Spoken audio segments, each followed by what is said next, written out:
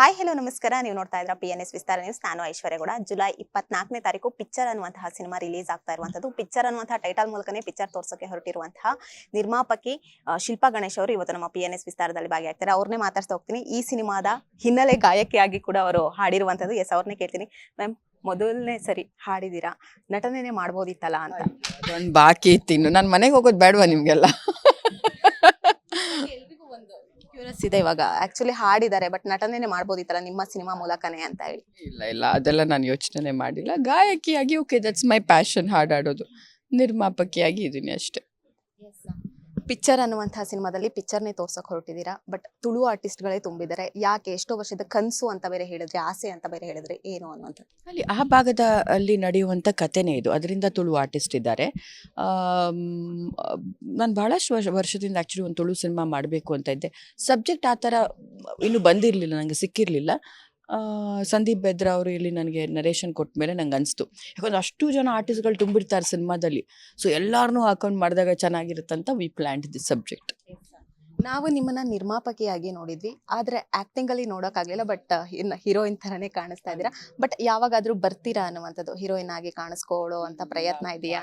ನೀವೇನು ಪ್ರಶ್ನೆ, ಹೀರೋಯಿನ್ ಅಂತ?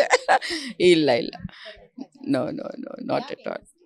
ಇಲ್ಲ, ನಾನು ಅದೆಲ್ಲ ಯೋಚನೆನೂ ಮಾಡಿಲ್ಲ ಯಾವತ್ತು. No way. ಯೋಚನೆನೂ ಮಾಡ್ದೇನೆ ಸಿಂಗರ್ ಆಗಿದ್ರ, ಸೊ ಇದು ಹಾಗೆ ಆಗ್ಬೋದಾ ಅಂತ. ಸಿಂಗರ್ ಅಟ್ಲೀಸ್ಟ್ ನಾನು ಯಾವಾಗಲೂ ಮಾಡ್ತಾ ಇದ್ದೆಲ್ಲ, ಆ್ಯಕ್ಟಿಂಗ್ ಎಲ್ಲ ಮಾಡಿಲ್ಲ ನಾನು. ಮನೇಲಿ ಹಾಡ್ತಿದ್ದೆ ನಾನು. ನೀವು ಮೊದ್ಲಿಂದನೂ ಪ್ರಿಪೇರ್ ಆಗಿದ್ರೆ ನಾನು ಈ ಸಿನಿಮಾಗೆ ಹಾಡಬೇಕು ಅನ್ನುವಂಥದ್ದು, ಅವ್ರು ಹೇಗೆ ಅನ್ನುವಂಥದ್ದು? ಪ್ರಿಪೇರ್ ಅಂತ ಏನಾಗಿಲ್ಲ. ನಮ್ಮ ನಿರ್ಮಾಣದ ಸಿನಿಮಾ ಅಂತ ಹೇಳಿಬಿಟ್ಟು I thought okay let me try ಅಂತ. ಎಲ್ಲರೂ ಯಾವಾಗಲೂ ಹೇಳ್ತಿದ್ರಲ್ಲ cinema, I think she should sing ಅಂತ ಯಾವಾಗಲೂ ಎಲ್ಲ ಗಣೇಶವ್ರಿಗೂ ಹೇಳ್ತಾ ಇದ್ರು. ಹಾಡ್ಸು ಗಣಪ, ತುಂಬ ಚೆನ್ನಾಗಿ ಹಾಡ್ತಾಳೆ ಶಿಲ್ಪಾ ಅಂತ ಹೇಳ್ಬಿಟ್ಟು ನಮ್ಮ ಮನೇಲೆಲ್ಲ ಫ್ರೆಂಡ್ಸ್ ಎಲ್ಲ ಕುತ್ಕೊಂಡಾಗ. ಸೊ ಇವರು ಹೇಳಿದ್ರು ನನಗೆ, ಟ್ರೈ ಮಾಡಿ ಈ ಸತಿ, ಹೆಂಗೂ ಯು ವಾಂಟ್ ಟು ಸಿಂಗ್ ಅಲ್ಲ ಅಂತ. ನಮ್ಮ ಸಿನಿಮಾ ಅಂತ ಐ ಟ್ರೈಡ್.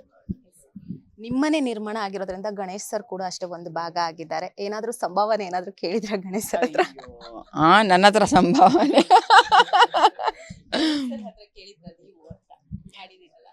ಇಲ್ಲ ಇಲ್ಲ, ಅವ್ರು ನನ್ನನ್ನು ಕೇಳಬೇಕಿದ್ದಲ್ಲ ಅಲ್ಲಿ ಸಂಭಾವನೆ. There is a surprise also in the film, ಅದಕ್ಕೆ.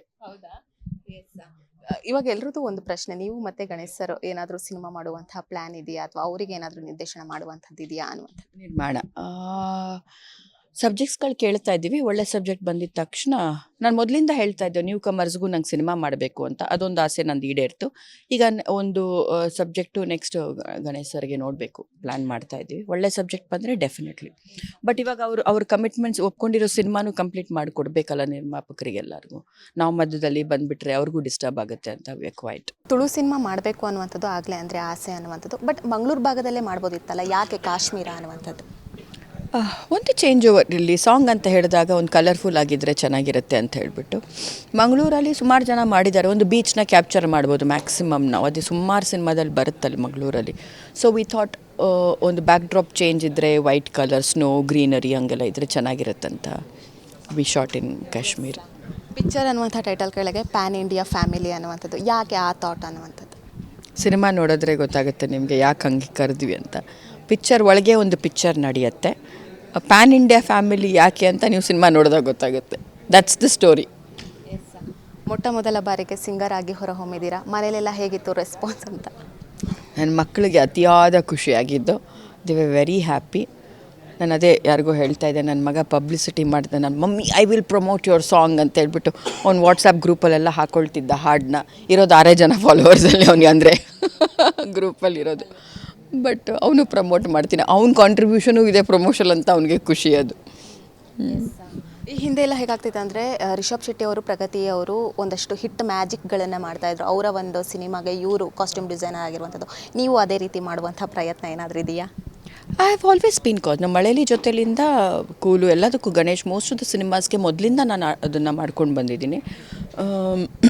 ಆವಾಗಿಂದ ಕಾಸ್ಟ್ಯೂಮ್ ಡಿಸೈನ್ ನಾನೇ ಮಾಡ್ತಾಯಿದ್ದಿದ್ದು ಗಣೇಶ್ ಅವ್ರಿಗೆ. ಈ ಸಿನಿಮಾದಲ್ಲೂ ನಾನೇ ಮಾಡಿರೋದು. So yeah, it was always there. Ganesh sir ನಿಮ್ಮ ಸಾಂಗನ್ನು ಕೇಳಿದಾಗ ಏನು ಸಲಹೆ ಕೊಟ್ಟಿದ್ರು? ನೀವೇನಾದರೂ ಸಲಹೆ ಕೊಡ್ತೀರಾ ಗಣೇಶ್ ಸರ್ಗೆ? ಗಣೇಶ್ ಸರ್ ಏನಾದರೂ ನಿಮಗೆ ಸಲಹೆ ಕೊಡ್ತಾರಾ ಅನ್ನೋದು, ಸಾಂಗ್ ಅನ್ನೋದು ಬಿಟ್ಟು ಬೇರೆ? ನನಗೆ ಪರ್ಸ್ನಲ್ ಸಲಹೆನಾ, ಸಿನಿಮಾ ಸಲಹೆನಾ?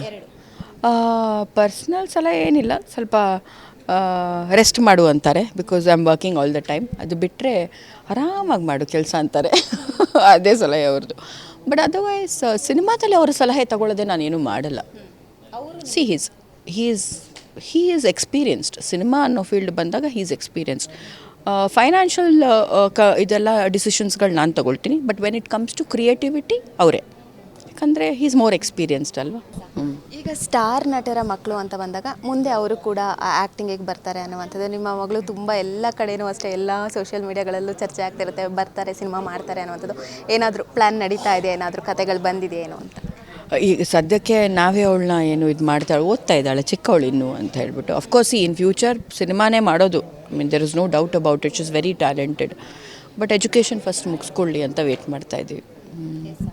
ಸಿನಿಮಾಗಳು ಸಾಲು ಸಾಲು ಸಿನಿಮಾಗಳು ಬರ್ತಾನೆ ಇದ್ದಾವೆ ಮ್ಯಾಮ್. ಬಟ್ ಆದರೂ ಒಂದು ಕಡೆಯಿಂದ ಕೇಳಿ ಬರ್ತಾ ಇರೋದು ಥಿಯೇಟ್ರಿಗೆ ಜನ ಬರ್ತಿಲ್ಲ ಹಾಗೆ ಹೇಗೆ ಅಂತ. ನಿಮ್ಮ ನಿರ್ಮಾಣ ಸಂಸ್ಥೆ ಇರೋದ್ರಿಂದ ನೀವು ಏನು ಹೇಳೋಕ್ಕೆ ಇಷ್ಟಪಡ್ತೀರಾ ಅಂತ? ಥಿಯೇಟ್ರಿಗೆ ಜನ ಬರ್ತಾ ಇಲ್ಲ ಅನ್ನೋದು ನಾವು ಜನರ ಮೇಲೆ ಬಿಟ್ಟಿದ್ದೀವಿ ಇವರೇ. ನಾವು ಎಂಥ ಸಿನಿಮಾ ಕೊಡ್ತೀವಿ ಅದ್ರ ಮೇಲೂ ಡಿಪೆಂಡ್ ಆಗುತ್ತೆ. ಇಷ್ಟ ಆದರೆ ಯಾಕೆ ನೋಡಲ್ಲ? ಡೆಫಿನೆಟ್ಲಿ ನೋಡ್ತಾರೆ.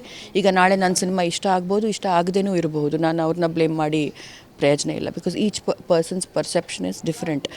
ಆ ಒಂದು ಸೀಸನಿಗೆ ಒಂದೊಂದು ಜಾನರ್ಗಳನ್ನ ನೋಡ್ಕೊಂಬರ್ತಾರೆ. ಎಲ್ಲ ಒಂದೊಂದು ಸೀಸನ್ ಅದು. ಇವಾಗ ಒಂದು ಕಾಮಿಡಿ ವರ್ಕೌಟ್ ಆಗ್ಬೋದು, ಇನ್ನೊಂದು ಸತಿ ಥ್ರಿಲ್ಲರ್ ವರ್ಕೌಟ್ ಆಗ್ಬೋದು, ಮಾಸ್ ಮೂವಿ ವರ್ಕೌಟ್ ಆಗ್ಬೋದು. ಅದೇನು ಹೇಳೋಕ್ಕೆ ಆಗಲ್ಲ. ಅದು ಸಿನಿಮಾ ನೋಡೋ ಒಂದು ಪರ್ಸೆಪ್ಷನ್ ಇದೆ ಅಲ್ವಾ ನಮ್ಮದು, ಅದು ಅವರವರ ಒಂದು ಇದಕ್ಕೆ ಬಿಟ್ಟಿರೋದು. ಕೆಲವೊಮ್ಮೆ ವರ್ಕೌಟ್ ಆಗುತ್ತೆ, ಆಗಲ್ಲ, ಏನೂ ಮಾಡೋಕ್ಕಾಗಲ್ಲ. ಇಟ್ಸ್ ಆಲ್ ಗ್ಯಾಂಬ್ಲಿಂಗ್ ಅಷ್ಟೇ. ಮ್ಯಾಮ್, ಕೊನೆಯದಾಗಿ ಹಾಡಿದ್ದೀರಾ ಮೊದಲೇ ಬಾರಿಗೆ, ಒಂದೆರಡು ಲೈನ್ ಹೇಳೋದಾದರೆ? ಗಂಟ್ಲಿನ ಅವಾಗಿಂದ ಬಿಸಿನೀರು ಕುಡಿತಾ ಇದ್ದೀನಿ, ನಿಮಗೆ ಗೊತ್ತು. ಒಂದೆರಡು line. It's very bad my throat. ಅವಾಗಿಂದ ಕೆಮ್ತಾ ಇದ್ದೀನಿ. ಹಾಡಕ್ಕೆ ಕೇಳ್ಬಿಟ್ಟು ಇನ್ನೂ ಹಾಳು ಮಾಡಬೇಡಿ ನನ್ನ. ಓಕೆ, ಕೊನೆಯದಾಗಿ 24ನೇ ತಾರೀಕು ಸಿನಿಮಾ ರಿಲೀಸ್ ಆಗ್ತಾ ಇದೆ, ಏನು ಹೇಳೋಕ್ಕೆ ಇಷ್ಟಪಡ್ತೀರಾ? ವೀಕ್ಷಕರಿಗೆ ಏನು ಹೇಳ್ತೀರಾ? 24ನೇ ತಾರೀಕು ಜುಲೈ 24ಕ್ಕೆ ನಮ್ಮ ಸಿನಿಮಾ ರಿಲೀಸ್ ಆಗ್ತಾ ಇದೆ, ಕನ್ನಡ ಮತ್ತು ತುಳು ಎರಡೂ ಭಾಷೆಯಲ್ಲಿ. ಪ್ಲೀಸ್ ಬನ್ನಿ, ಹಾರೈಸಿ. ನಿಮಗೆ 2.5 ಗಂಟೆ ನಾನ್ ಸ್ಟಾಪ್ ಎಂಟರ್ಟೈನ್ಮೆಂಟ್ ಕೊಡೋದಂತೂ ಗ್ಯಾರಂಟಿ ಅಂತ ಹೇಳಬಲ್ಲೆ. Thank you so much ma'am. Thank you. Yes ವೀಕ್ಷಕರೇ, ನೋಡಿದ್ರಲ್ಲ, ಇದಿಷ್ಟು ಶಿಲ್ಪಾ ಗಣೇಶ್ ಅವರ ಮಾತಾಗಿದ್ದು. ಕ್ಯಾಮರಾ ಪರ್ಸನ್ ಹರೀಶ್ ಜೊತೆ ಐಶ್ವರ್ಯ ಗೌಡ, PNS ವಿಸ್ತಾರ ನ್ಯೂಸ್, ಬೆಂಗಳೂರು.